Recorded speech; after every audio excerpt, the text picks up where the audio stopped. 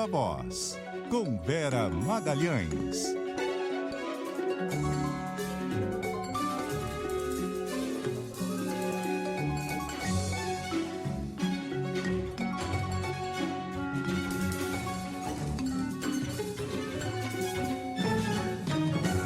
Vera?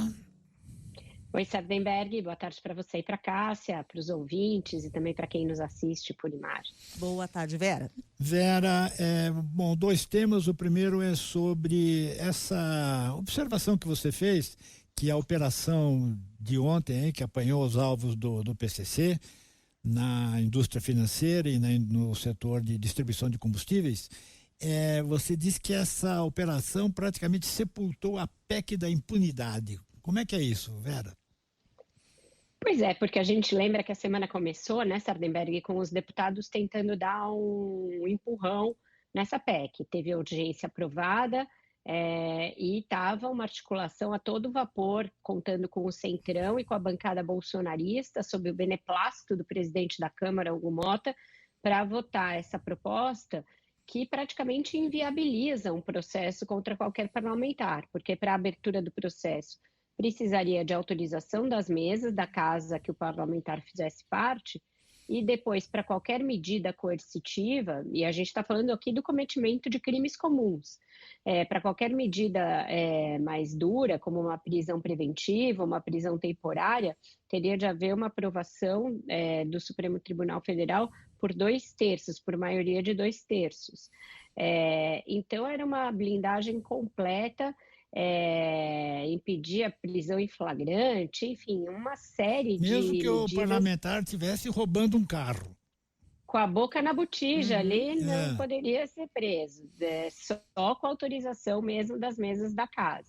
E com aquela desculpa bastante cínica de que isso restabeleceria o que a Constituição de 1988 previu, só que a Constituição de 88 previu essa autorização porque a gente saía de um regime ditatorial em que os parlamentares foram, de fato, perseguidos, tiveram seus mandatos cassados, etc.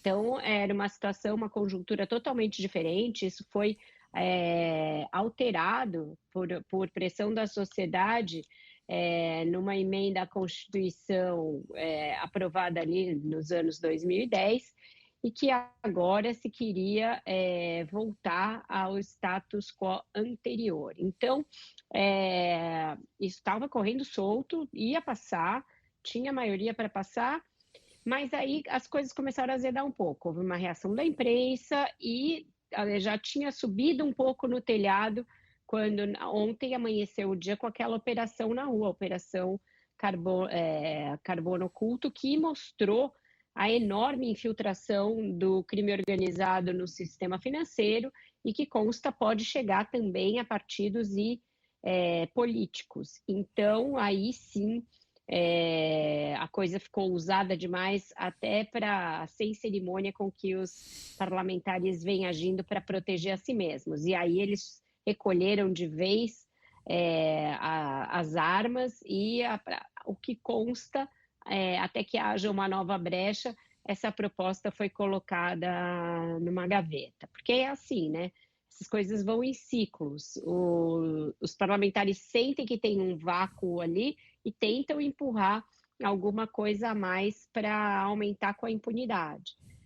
Já conseguiram nessa toada aprovar várias coisas, né? A mudança ali na questão da lei de improbidade, a lei de abuso de autoridade, que na verdade é para cercear ali a autoridade a agir em alguns casos. Então, tem exemplos recentes de retrocessos na legislação de combate à corrupção, mas essa seria ferir de morte qualquer possibilidade de se investigar um parlamentar. Seria um convite para que criminosos se candidatassem, porque aí ganhariam um salvo-conduto para cometer todo e qualquer crime, né? Bom, então a gente tem a PEC da blindagem, pelo menos por enquanto engavetada, como disse a Vera, até a próxima oportunidade do texto emergir.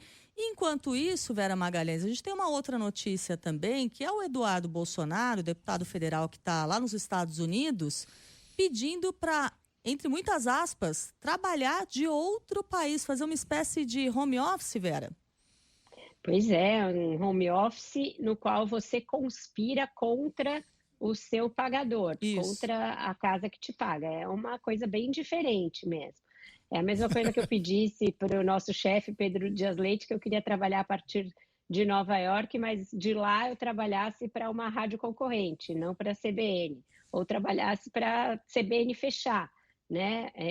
Então, é realmente um pedido bastante inusitado, de uma cara de pau que eu nunca vi na minha vida e que eu acredito que vá ser recusado. O que que acontece com o deputado Eduardo Bolsonaro? A licença que ele pediu no mandato dele expirou em julho, então desde o início de agosto as faltas já começaram a contar.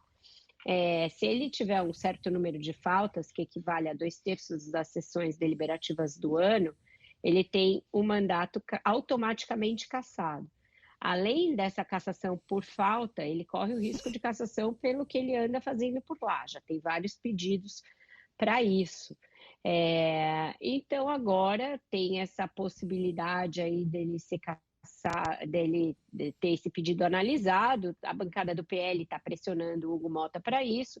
Tem inclusive propostas de alteração no regimento da casa para que se possa exercer o mandato remotamente, mas nada disso tem chance de ir adiante, segundo me dizem. Então, o pedido deve ser rejeitado, e aí tem uma pressão grande do governo, inclusive do próprio presidente Lula, para que a Câmara acelere a análise dos pedidos de cassação do deputado. O Lula deu uma entrevista a uma rádio de Minas, na qual ele disse que é extremamente necessário cassar o Eduardo Bolsonaro, disse que já conversou sobre isso com o presidente Hugo Mota, e que ele está passando para a história como o maior traidor da pátria da história do Brasil, por pedir punições que ferem ali a economia brasileira junto ao governo Donald Trump.